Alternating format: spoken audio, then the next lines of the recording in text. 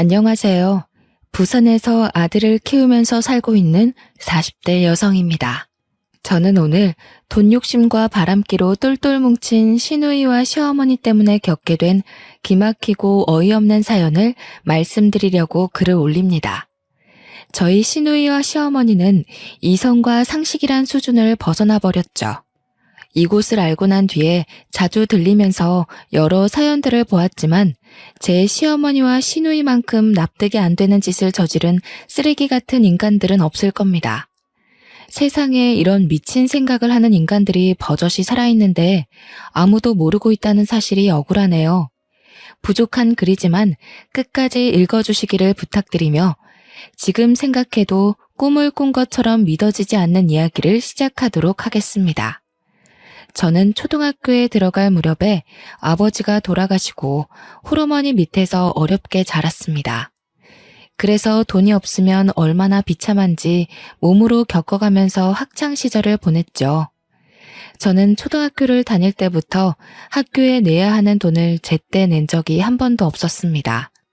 선생님이 여러 가지 명목으로 돈을 내라는 고지서를 나눠줄 때면 저는 풀이 죽어서 집에 와야만 했고 고지서를 본 엄마는 한숨을 푹 쉬시곤 하셨죠.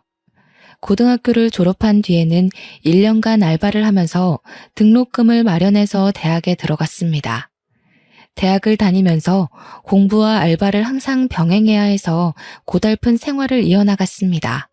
그런데 대학을 졸업할 무렵에 엄마마저 세상을 떠나고 마셨어요. 저희 엄마가 당뇨가 있다는 진단을 받았지만 돈 문제로 약을 먹지 않고 버텼거든요. 몇 년이 지나자 망쳤고 다른 장기들도 차례로 제 기능을 잃어갔습니다. 그제서야 엄마가 병원을 찾았지만 치료 시기를 놓쳐버려서 제가 취직을 해서 사회생활을 하는 모습을 보지 못하고 안타깝게 세상을 떠나고 마셨습니다. 남편은 대학을 졸업한 후에 들어간 직장에서 만나게 되었죠. 저희 남편은 유독 말이 없고 과묵한 성격이었습니다. 그래서인지 아직도 남편을 처음 만난 날이 생각나네요. 처음 입사 후 배치된 부서에서 동료들과 인사를 나누던 때였습니다. 다들 반갑게 웃으면서 저를 환영해 주더라고요. 이야, 이게 몇 년 만에 보는 신입이야? 철진 씨가 드디어 막내 자리를 넘겨주게 되었네? 제가 어색하게 인사를 건네고 조용히 하는 말들을 들어보니까 2년 만에 처음으로 신입 직원이 들어온 것 같더군요. 그더라 직속 선배인 남편에게 먼저 인사를 건넸습니다.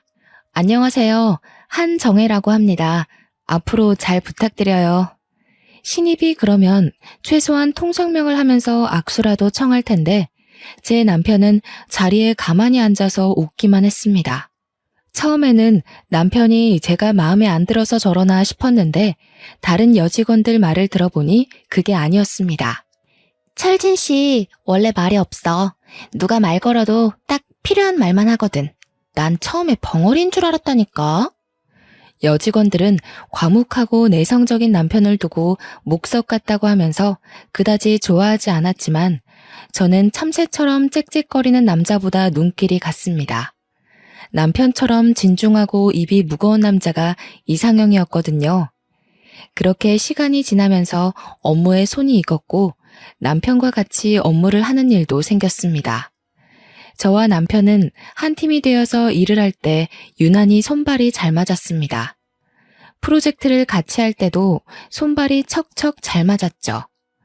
다른 사람들과 일을 할 때에 좀처럼 웃지 않던 남편도 저와 업무를 할 때에는 미소를 지으면서 저를 보고 있다가 눈이 마주치곤 하였습니다.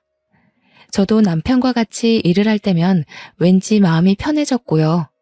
그러다 3년이 지난 어느 날 제 책상 위에 손편지가 하나 놓여 있었습니다. 읽어보니까 남편이 쓴 편지더군요. 저를 향한 남편의 애틋한 마음이 느껴져서 편지를 읽으면서 저절로 미소가 지어졌습니다.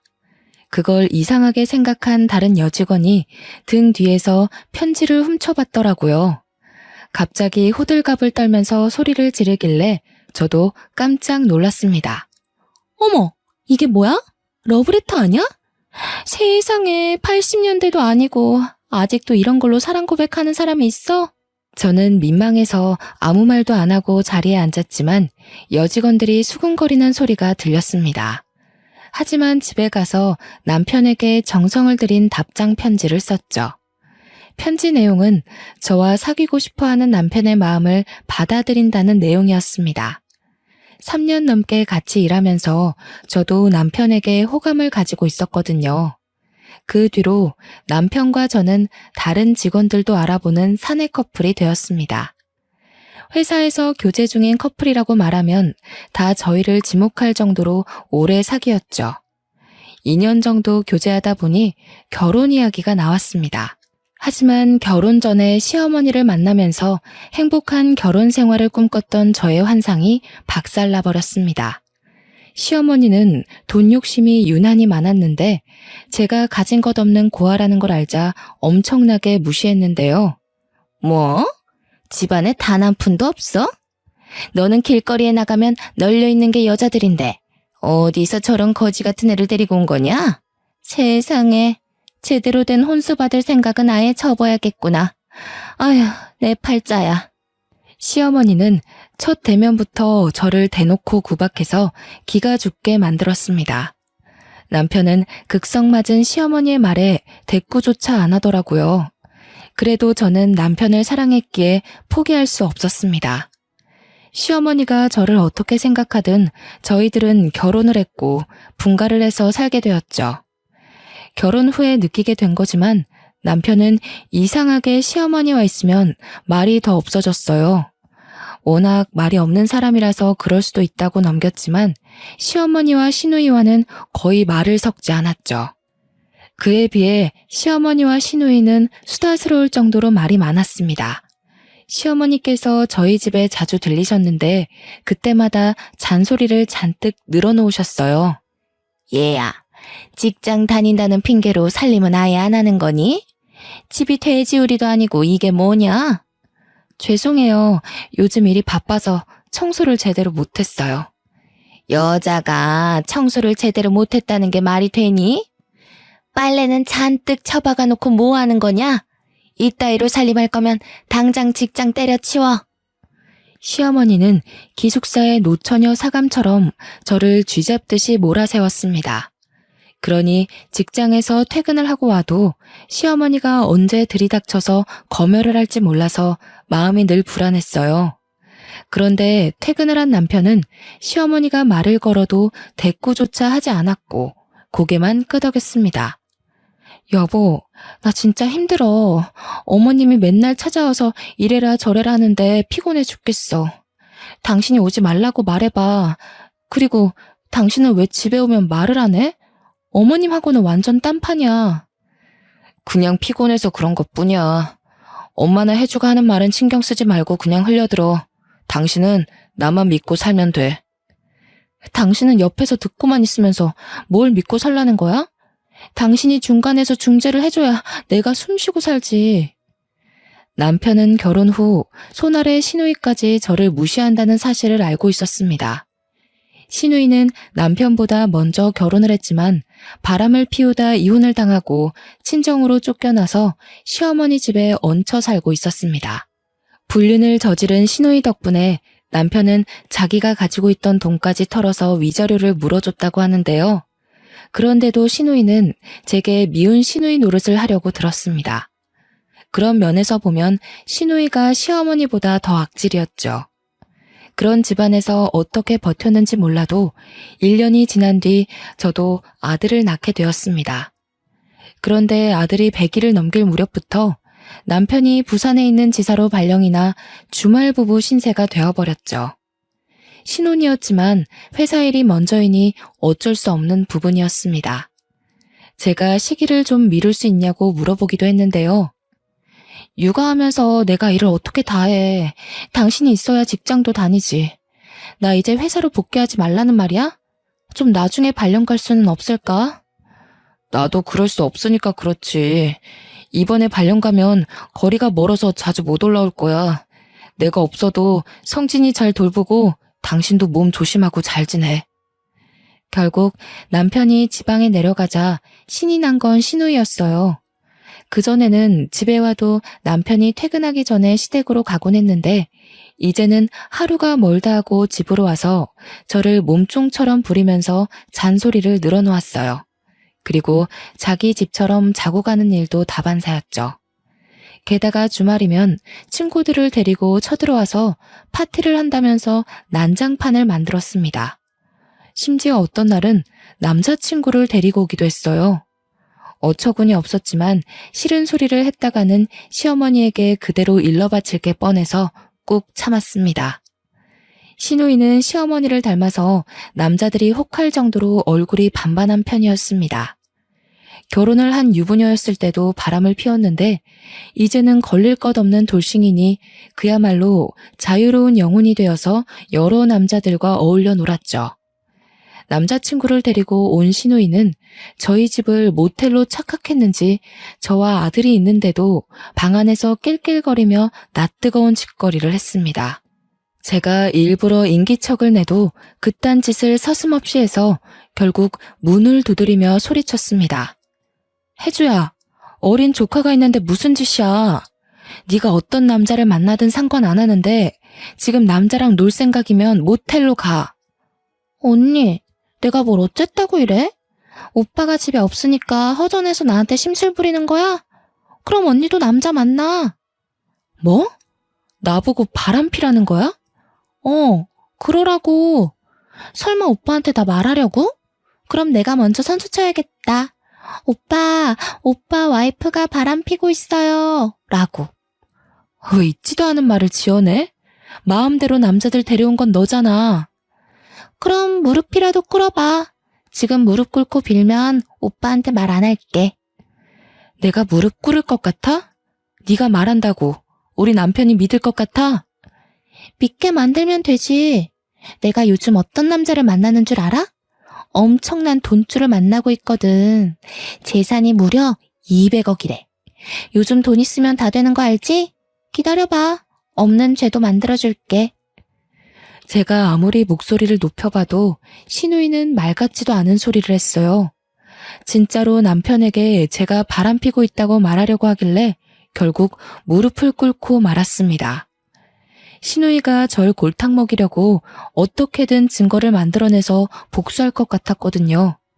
그런데 시누이가 진짜로 돈줄이라는 남자를 데려와서 재혼할 거라고 하더군요. 시누이의 재혼남은 시어머니의 고등학교 동창이었습니다. 동창회에 갔다가 그걸 알게 된 시어머니는 화가 머리끝까지 나서 아버지 뻘되는 자기 동창과 재혼하겠다는 시누이의 머리채를 휘어잡았습니다. 그리고 동네가 떠나가라 미친년이라고 욕을 퍼붓더라고요. 뭐? 네가 누구랑 결혼을 한다고? 네가 미쳐도 아주 더럽게 미쳤구나.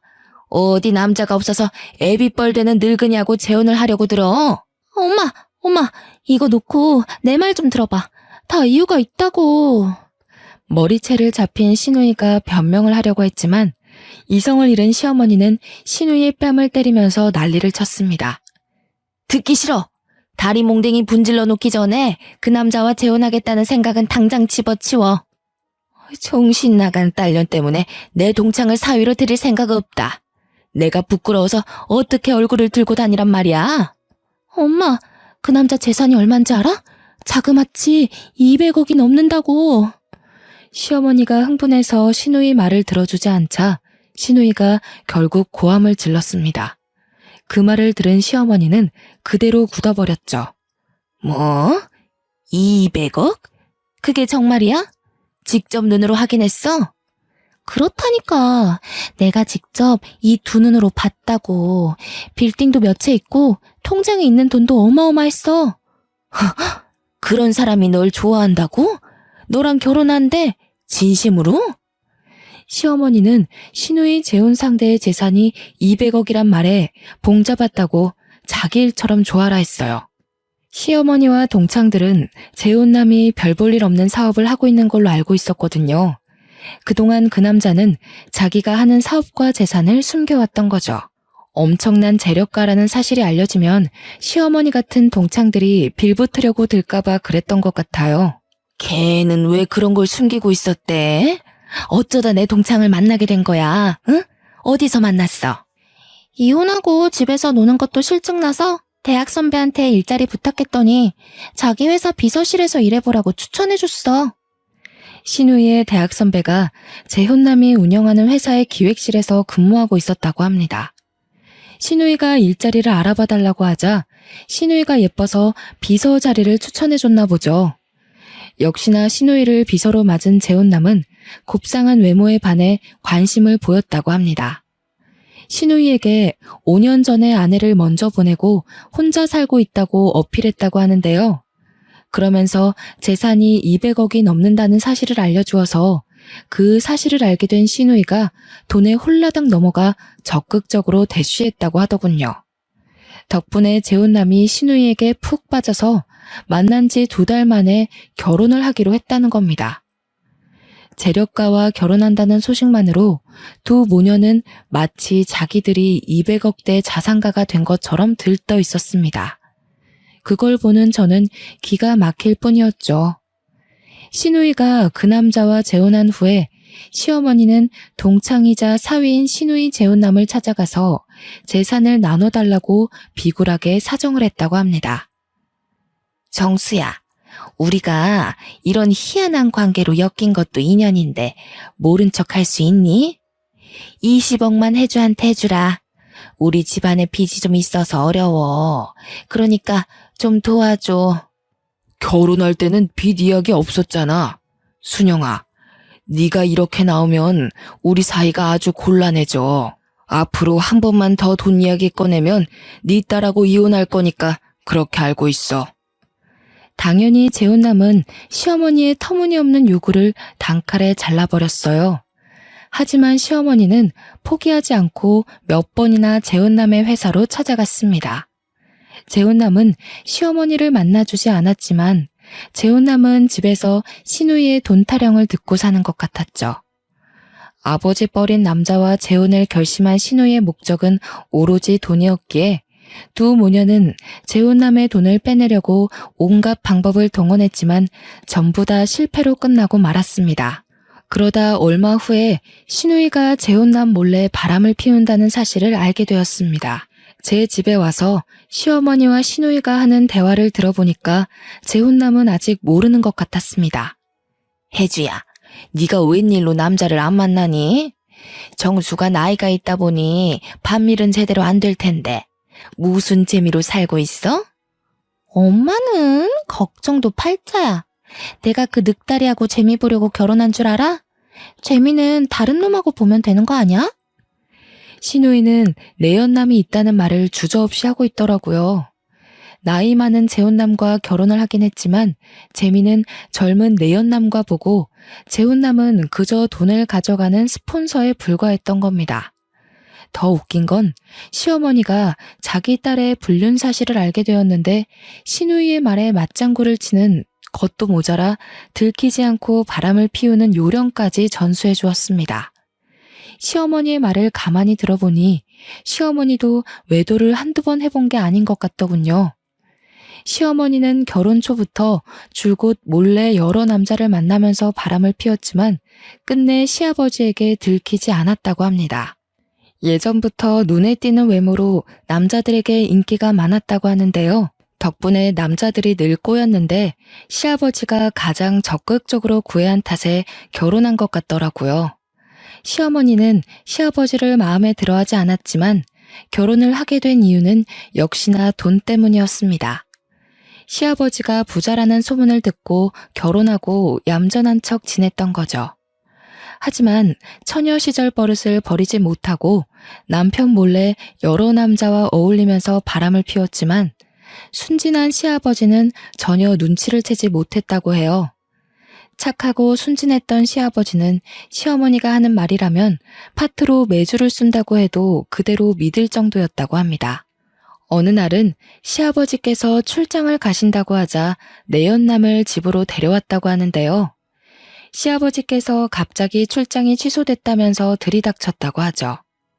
꼼짝없이 불륜 현장을 들켰지만 시어머니께서 이렇게 둘러댔다고 들었습니다. 아니, 당신 출장 안 가고 집에는 웬일이야? 응, 출장이 연기됐어. 어휴, 더워라. 갑자기 왜 이렇게 더워진 거야? 일단 나는 씻고 올게. 시아버지께서 땀을 너무 많이 흘렸다고 욕실에 가려고 하자 깜짝 놀란 시어머니께서 급히 앞을 막았어요. 왜냐하면 욕실에 내연남이 숨어 있었거든요. 안 돼. 지금은 손님이 와 있어. 지금 큰일 보고 있대. 갑자기 손님? 누군데? 내 친구야. 약속하고 온 건 아닌데 갑자기 찾아와서 나도 놀랐어.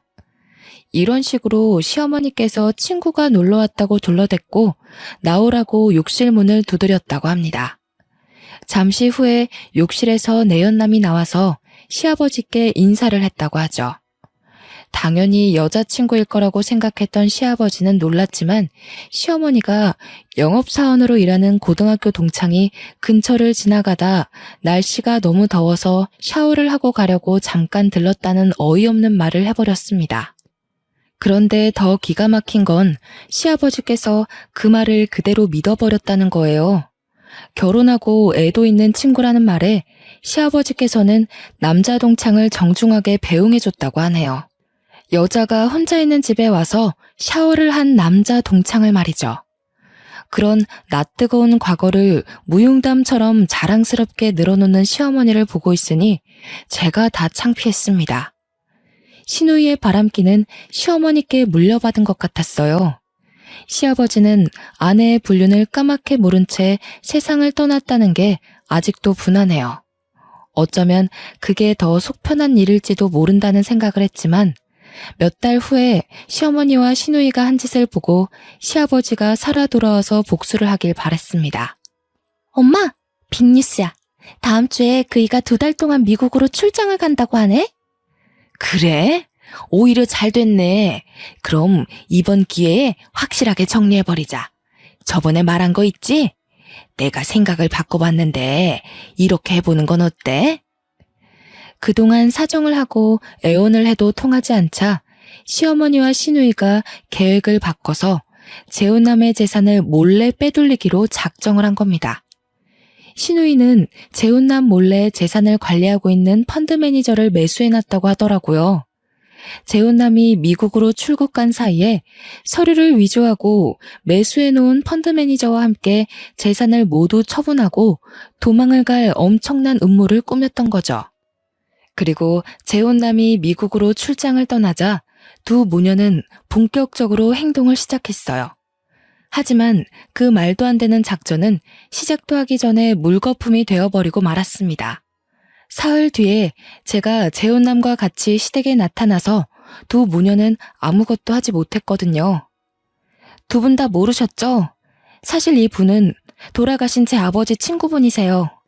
제가 사진 한 장을 던져놓으니까 시누이와 시어머니가 허겁지겁 그 사진을 주워서 보더군요.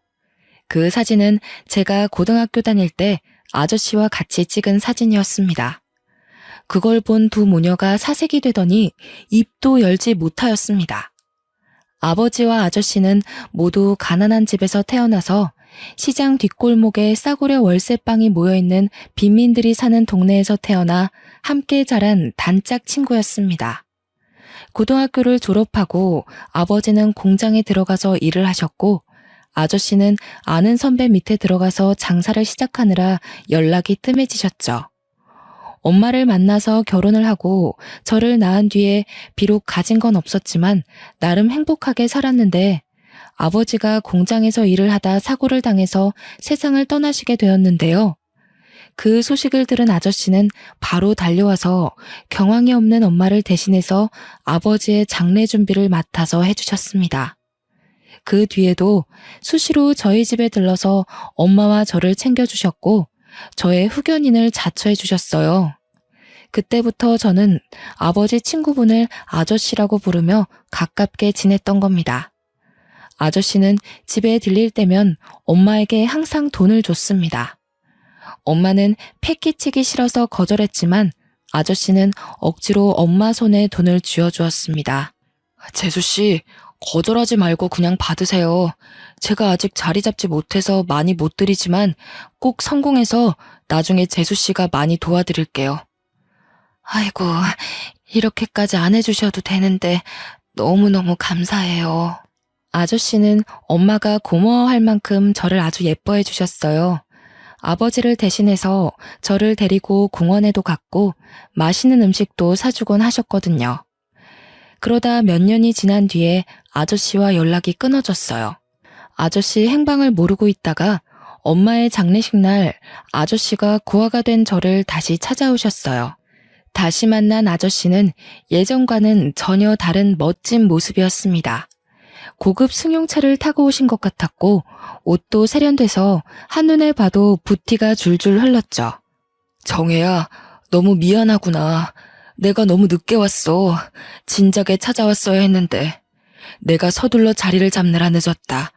아저씨가 너 도와줄 능력은 되니까 이제 고생은 그만하고 우리 집에 들어오는 건 어떠니? 아저씨는 저와 연락이 끊어질 무렵부터 같이 장사를 하던 선배 밑에서 독립해서 사업을 시작했고 죽을 고생을 해가면서 노력한 끝에 사업가로 성공하셨다고 하시더라고요. 그래서 고아인 저를 양녀로 드리고 싶어 하셨어요. 나랑 사는 게 부담스러우면 나랑 같이 살 필요 없어.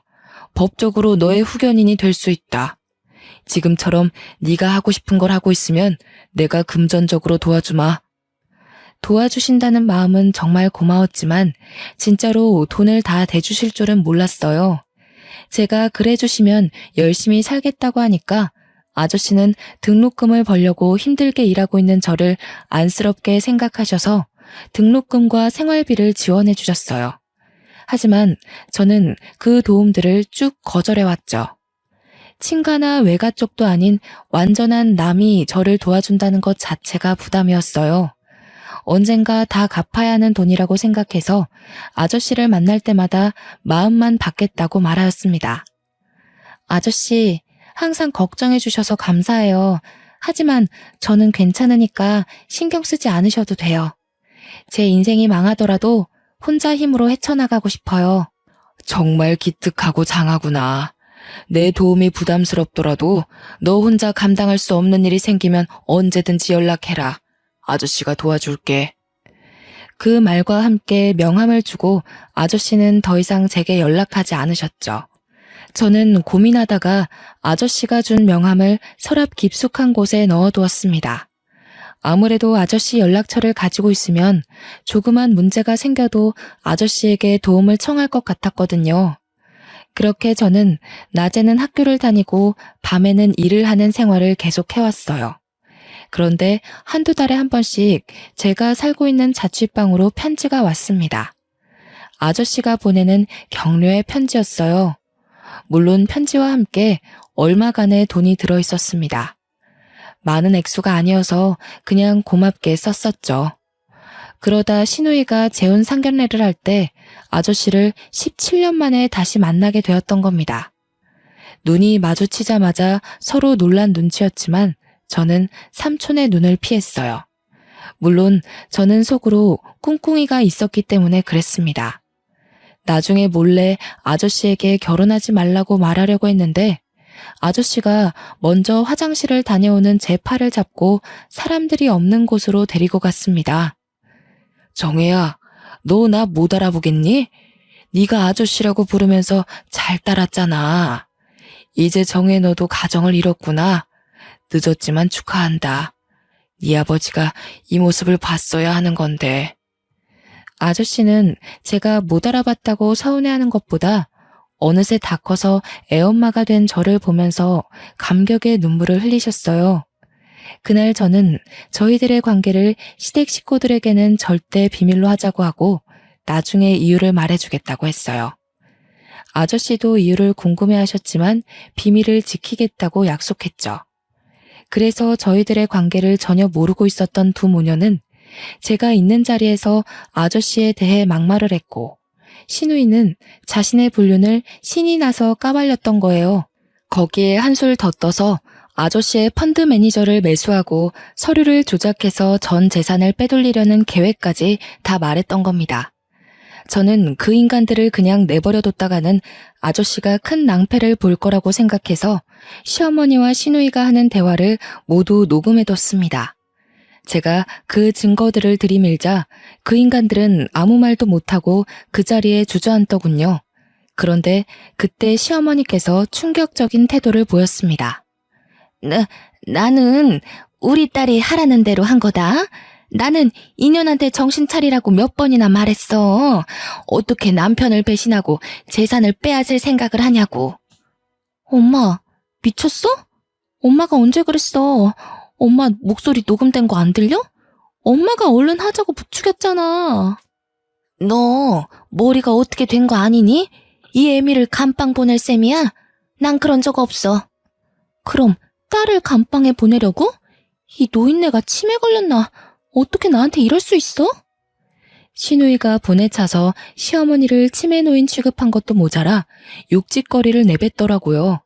시어머니도 그런 시누이에게 쌍욕을 하더니 갑자기 시누이 머리채를 잡아챘습니다. 뭐 어쩌고 저째? 내가 너 같은 것을 배 아파서 낳았다는 게 말이 안 된다. 차라리 낳지 말걸. 자식 잘못 낳아서 깜빵 가게 생겼잖아. 책임져. 책임지라고. 뭘 책임져? 엄마가 책임져야지. 엄마가 괜찮다며 아무도 모를 거라며. 네가 멍청하게 나불대서 그런 거 아니야. 난 평생을 바람펴도 안 걸렸어. 너만 아니었으면 안 걸렸다고. 자랑이다. 바람핀 게 자랑이라고. 그래, 잘 생각해보니까 내가 한 남자한테 정착 못한 것도 엄마 탓이네. 피가 더러워서 그랬어. 이게 다 엄마 때문이라고. 네가 바람핀 게 내 잘못이라고? 그래, 다 내 잘못이니까 너 죽고 나 죽자. 시어머니가 소리를 지르면서 시누이를 때리고 발로 차는데 시누이도 지지 않았습니다. 모녀지간이 주먹질하고 쥐어뜯는 모습을 보고 어안이 벙벙해졌죠. 저희가 부른 경찰이 오니까 그제야 정신을 차렸는지 무릎까지 꿇고 눈물을 흘렸지만 받아주지 않았습니다. 아저씨는 자기를 속이고 바람을 피우면서 돈을 빼돌리려고 한 시누이를 절대 용서해주지 않았어요. 쌍욕하면서 부모 팰 때는 언제고 용서해달라고? 네가 돈에 미쳐서 정신이 나갔구나. 너 같은 년은 제대로 혼쭐 나봐야 해. 너 고소해서 하루아침에 빈털터리로 만들어줄 테니까 딱 기다리고 있으라고. 오빠, 고수라니. 우리 이런 사이 아니잖아. 나 사랑한다고 할 땐 언제고 이렇게 있어? 오빠, 내 말 좀 들어봐. 나는 엄마가 하라고 해서 했어. 엄마가 날 조종한 거라고. 조종? 네 목소리 녹음된 건 어떻게 할 건데? 나 몰래 재산 빼돌리자고 한 목소리, 딱 네 목소리 아니야? 조작된 거야. 이건 아니야. 엄마 목소리라고. 다시 잘 들어봐, 어? 조작되긴 개뿔. 달라붙지 마. 너랑 다시 잘해볼 생각 전혀 없으니까. 아저씨가 그날 바로 시누이에게 거액의 이혼 소송을 준비해서 진행했고 시어머니는 사문서 위조 혐의로 경찰에 넘어가 버렸습니다. 저희 남편은 시누이가 바람을 피웠다가 또 이혼당했다는 소식을 듣고 서울에 올라왔죠. 그러자 시누이와 시어머니가 구세주를 만난 것처럼 도와달라고 남편에게 매달렸습니다. 철진아, 잘 왔다. 내가 전화를 몇 통이나 했는데 이제 오니? 우리 딸이랑 결혼한다는 놈이 날 감옥에 넣어버린다고 하더라. 네가 도와주지 않으면 나 진짜 깜빵 가게 생겼다. 제발 엄마 좀 살려줘. 그런데 남편이 뜻밖의 말을 꺼내기 시작했습니다. 엄마, 솔직하게 할 말이 있어. 아버지가 돌아가신 후로 나는 쭉 고아라고 생각하고 살아왔어. 엄마와 동생한테 받은 상처가 너무 컸거든. 남편은 지금껏 아내인 제게도 말하지 않고 가슴속에 꽁꽁 숨겨두고 있던 놀라운 사실을 털어놓았습니다. 남편은 시어머니가 여러 남자를 문란하게 만나면서 시아버지를 가지고 논다는 사실을 알고 있었다고 합니다. 하지만 시아버지가 받을 충격을 고려해서 말하지 않고 참다가 도저히 참을 수 없어서 시아버지에게 모두 말하려고 했는데 시아버지가 심장 발작을 일으키면서 쓰러지셔서 말할 기회를 영영 놓쳐버렸다고 하죠. 그때부터 남편은 어머니와 여동생에게 마음의 문을 닫아버렸다고 하는데요. 그러면서 입까지 같이 닫아버려서 말수가 줄어버렸다고 고백했습니다. 결혼 후에도 어머니와 여동생이 자꾸만 찾아오자 자원에서 부산에 있는 지사로 내려갔다고 해요. 자기 엄마와 여동생으로부터 벗어나서 몇 년 동안 지방에서 자리를 잡으면 저와 아들을 데려갈 생각이었다고 하더라고요. 난 한 번도 당신을 엄마라고 생각한 적 없어. 그냥 낳기만 한다고 부모가 아니야. 부모 노릇을 해야 부모지. 어떻게 그런 짓을 해놓고 난처할 때 나를 부를 수 있어? 아들, 나는 그게 아니라 외로워서 그랬어. 네 아버지가 너무 바빠서 그랬다고. 네 아버지 그렇게 정직한 사람 아니었다. 네 아버지도 바람 폈어. 바람 폈다고. 말도 안 되는 소리 하지 마세요. 우리 아버지가 바람을 폈다고요? 우리 아버지는 절대 바람 필 사람 아니에요. 네가 그걸 어떻게 아니? 내가 직접 봤다니까. 내가 이 두 눈으로 봐버렸다고. 저도 엄마가 바람 핀 거 직접 봤는데 어떡하죠? 두 눈으로 봐버려서 미쳐버릴 것 같아요. 엄마가 다른 남자 품에 안겨서 히히덕거리는 거 잊을 수가 없다고. 남편은 시어머니한테만 그런 것이 아니라 시누이에게도 냉정하게 말하였습니다. 혜주, 너도 잘 들어. 우리 관계는 여기까지야. 앞으로는 얼굴 마주치는 일 없었으면 해. 위자료를 물든지 아니면 몸으로 때우든지 네가 알아서 하라고. 그리고 당장 내 집에서 나가. 더 이상 네 얼굴 보면서 살 수가 없어. 뭐? 나한테 어떻게 그럴 수 있어? 오빠 원래 아니랬잖아. 전현 때문에 그래? 제가 도대체 뭐라 했길래 그래? 오빠가 지금 나 오해하고 있는 거야. 나 그렇게 나쁜 년 아니야. 나쁜 년 아니라고. 그래, 너 안 나빠. 안 나쁘니까 이제 그만하자고. 이제 다 지긋지긋하다. 경찰 부르기 전에 얼른 나가. 계속 소리 지르면 나도 가만히 안 있을 거야. 남편의 단호하고 싸늘한 말에 두 모녀는 더 이상 매달리지 못하고 울면서 떠났습니다. 그 후로 저희 집안 사람들은 시댁과 연락을 하지 않고 지내게 되었습니다. 나중에 한 달이 건너서 들은 말에 따르면 사문서 위조 혐의로 고발된 시어머니는 겨우 구속이 되는 건 면했지만 재판 결과 유죄가 인정되어서 3천만 원의 벌금을 물어야 한다고 하더군요. 시누이도 그에 상응하는 위자료를 아저씨에게 주라는 판결을 받았지만 돈이 있어야죠. 딱 봐도 둘은 위자료와 벌금을 내기 위해서라도 평생 힘든 일을 하면서 살아야 하는 것 같았습니다.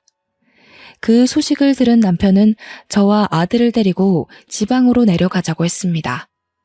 동네에 소문이 나서 시어머니와 시누이가 멀리 이사를 갔는데도 불구하고 남편이 주말에 잠깐 여기로 오기만 해도 진절머리가 난다고 했습니다.